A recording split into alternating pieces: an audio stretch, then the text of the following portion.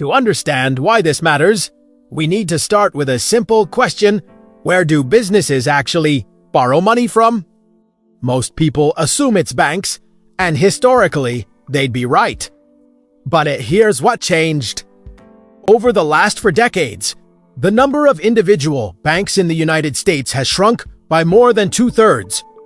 At the same time, the ones that survived got enormous. And enormous banks aren't really interested in sitting down with a mid-sized business and structuring a custom loan. Think of it this way. A small diner will cook you something off-menu if you ask nicely. A global fast food chain won't even consider it. The bigger the operation, the more standardized the product. So a gap opened up.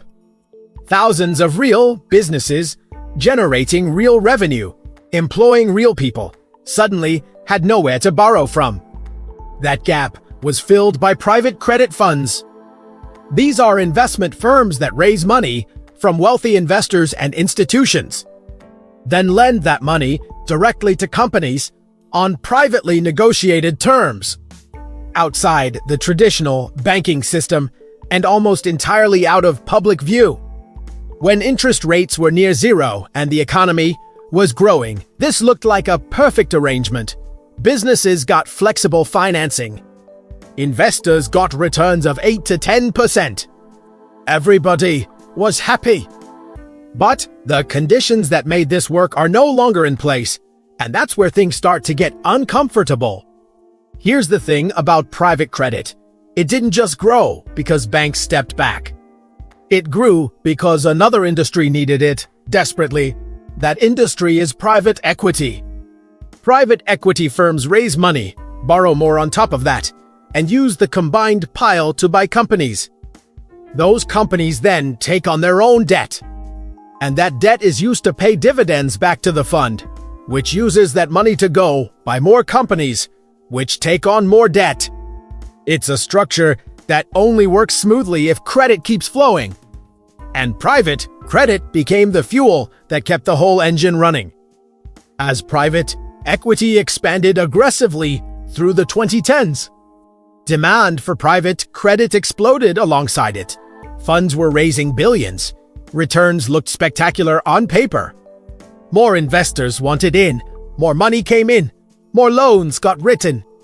The problem with a machine that grows this fast is that it eventually runs out of high-quality fuel.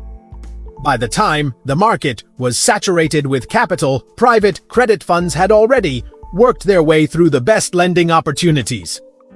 To keep deploying money and keep showing returns, they had to move further and further down the risk curve, lending to weaker companies at higher rates with less security behind the loans.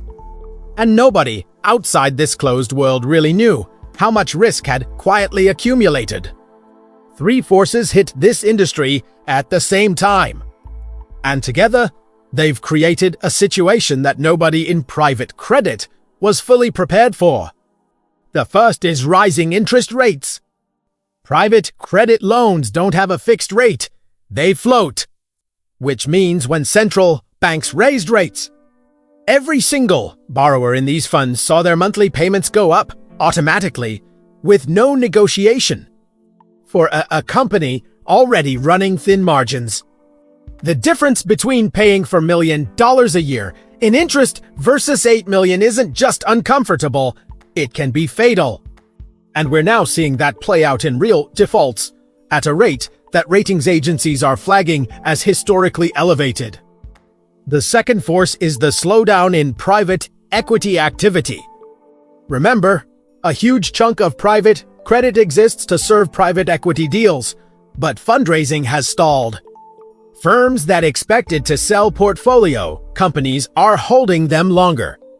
That means the recycling of debt that kept the system liquid has slowed dramatically, and investors who thought they could exit their positions are finding that far harder than expected.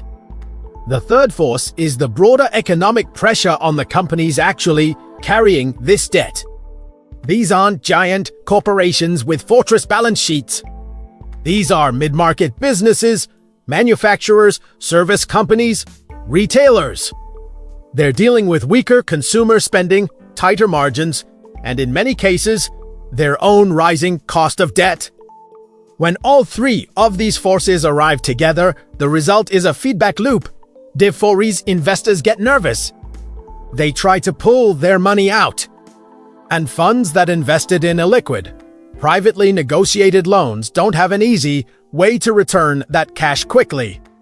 That's what we saw happen with that BlackRock fund. It wasn't a single bad loan. It was a structural mismatch between what investors expected and what the underlying assets could actually deliver. So is this 2008 all over again? Honestly, not exactly. But the comparison isn't crazy either, and here's why. In the lead-up to the 2008 financial crisis, the asset class descended around $1 trillion. Today, estimates for the total size of the private credit market range from $2 to $3 trillion, depending on what you include. That's a bigger number. But size alone doesn't tell the whole story. What made 2008 so devastating wasn't just the amount of bad debt. It was how banques held it. It was hidden inside products that nobody fully understood. Private credit today has some of those same characteristics. The loans are opaque. The risk is hard to measure from the outside.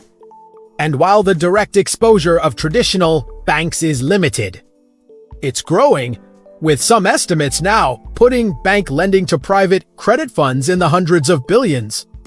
If defaults continue to rise and funds are forced to sell assets at distressed prices, the ripple effects won't stay contained to wealthy investors. The businesses that carry this debt employ people. They lease office space. They buy inventory. A wave of forced cost-cutting across thousands of mid-market companies is not an abstract financial problem. It hits employment, local economies, and everyday spending. That's the scenario worth watching. Not a single dramatic collapse, but a slow and painful squeeze. Now, what does any of this mean for you, practically? If you run a business, this is worth monitoring closely, especially if your suppliers, customers, or competitors are mid-market companies that rely heavily on debt financing. A credit crunch in this space can cause disruptions that reach you, even if you have no direct involvement in private markets. And if you're just someone trying to make sense of a confusing financial world, the lesson here is simple. The riskiest parts of the financial system are always the ones you hear the least about, right up until the moment you hear about nothing else.